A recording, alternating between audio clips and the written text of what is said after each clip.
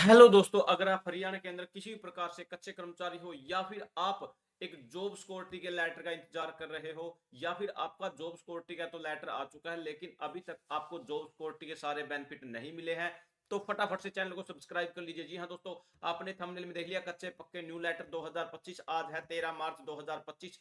नए विभाग की एक नई पहल, नया धमाका। जी हाँ दोस्तों, जॉब सिक्योरिटी न्यू सैलरी कब बढ़ेगी और कब मिलेगी, कब से प्रोसेस शुरू होगा। अगर आप एचकेएन के अंदर लगे हुए हो कच्चे कर्मचारी, अडोब बेस पर डीसी रेट, पार्ट टाइम या अन्य किसी प्रकार की आउटसोर्सिंग पॉलिसी पार्ट 1 पार्ट 2, तो फटाफट से चैनल को सब्सक्राइब कर लीजिए। व्हाट्सएप ग्रुप और टेलीग्राम ग्रुप का लिंक डिस्क्रिप्शन में है, वो भी आप फटाफट से ज्वाइन कर लीजिए।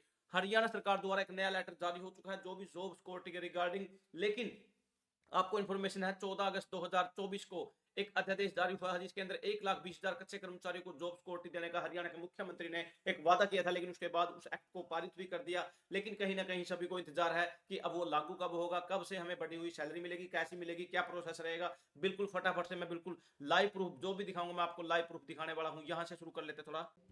ये देखिए दोस्तों, ये 11/3/2025 का ये लेटर है। यह सभी आहरण एवं संविदात्मक अधिकारी डीडीओ वन्य एवं वन्य जीव विभाग हरियाणा की तरफ से लेटर जारी हो चुका है। एचकेएन के माध्यम से नियुक्त संविदात्मक कर्मियों को पारिश्रमिक का भुगतान हरियाणा संविदात्मक कर्मचारी सेवक सुरक्षा जॉब सिक्योरिटी जो एक्ट है उक्त विषय के संदर्भ में आप अवगत हैं कि हरियाणा संविदात्मक कर्मचारी सेवा सुरक्षा अधिनियम 2024 के प्रावधानों के अनुसार 15/8/2024 तक 5 वर्ष की सेवा पूरी करने वाले संविदा कर्मी सेवानिवृत्ति की आयु तक सरकारी संगठनों में काम करते रहेंगे। हरियाणा सिविल सेवा सामान्य नियम 2016 के नियम 143 में विभिन्न प्रकार के कर्मचारियों की सेवानिवृत्ति की आयु निर्धारित की गई है। हालांकि नए अधिनियम के अनुसार वेतन निर्धारण और अन्य मामलों के नियमों को सरकार द्वारा अभी तक अधिसूचित नहीं किया गया है। जी हाँ दोस्तों, जॉब सिक्योरिटी का मैटर तो आपको पता ही है, लगातार चल रहा है, लेकिन अभी तक जो सैलरी का जो मैटर है वो अभी तक भी अधिसूचित नहीं किया गया।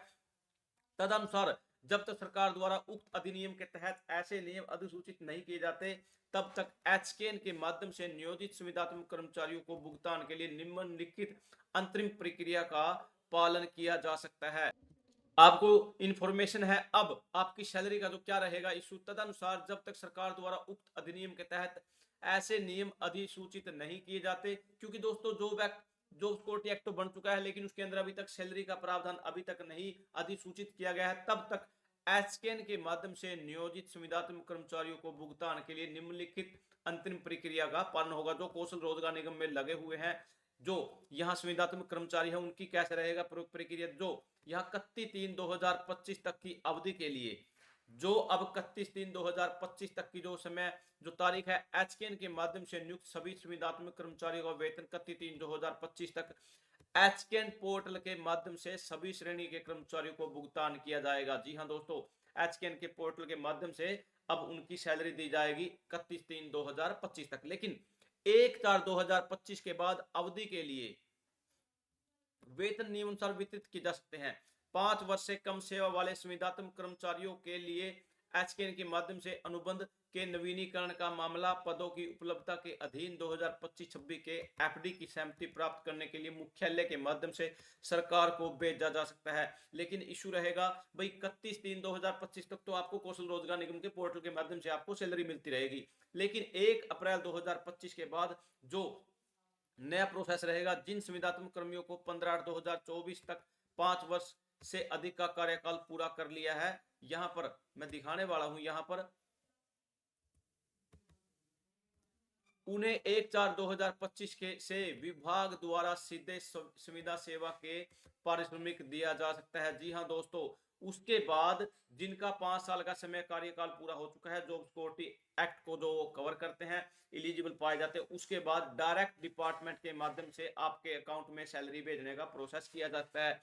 नए अधिनियम के प्रावधानों के अनुसार वेतन निर्धारण के संबंध में मानव संसाधन एचआरडी को अधिनियम के कार्यान्वयन पर विस्तृत मार्गदर्शन प्रदान करने के लिए अभी नियम बनाने हैं, इसलिए सरकार द्वारा अधिनियम के तहत नए नियमों को अधिसूचित किए जाने के बाद अंतिम वेतन निर्धारण किया जाएगा। जी हाँ दोस्तों, आपको इन्फॉर्मेशन है 31 तक तो कौशल रोजगार निगम में जो लगे हुए हैं, पोर्ट किए हुए हैं, जिनको 5 साल हो चुके हैं, लेकिन 1 अप्रैल 2025 के बाद सभी की सैलरी जो डिपार्टमेंट के माध्यम से डायरेक्ट आपके अकाउंट में भेज जाएगी। लेकिन अभी तक भी इसमें कुछ इश्यू है, ये अधिसूचित नहीं किया गया। जैसे ही कोई इन्फॉर्मेशन आएगी अब तक वो भी पहुंचा दी जाएगी। थैंक यू दोस्तों, नमस्कार दोस्तों।